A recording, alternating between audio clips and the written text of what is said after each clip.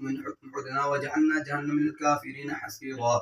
إن هذا القرآن يهدي للتي أقوم ويبشر المؤمنين الذين يعملون الصالحات أن لهم أجرا كبيرا وأن الذين لا يؤمنون بالآخرة أعتدنا لهم عذابا كبيرا عذابا عليما.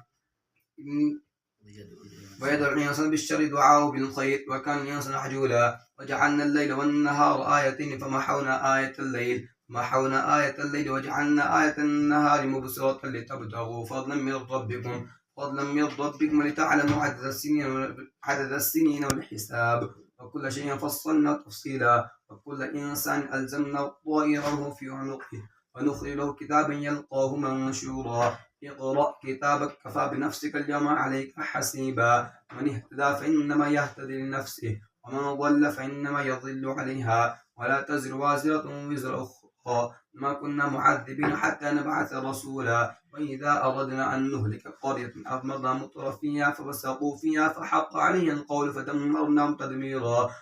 أهلكنا من القرون من بعد نوح وكفى بربك بذنوب عباده خبيرا بصيرا. من كان يريد العاجل عجلنا له في أمان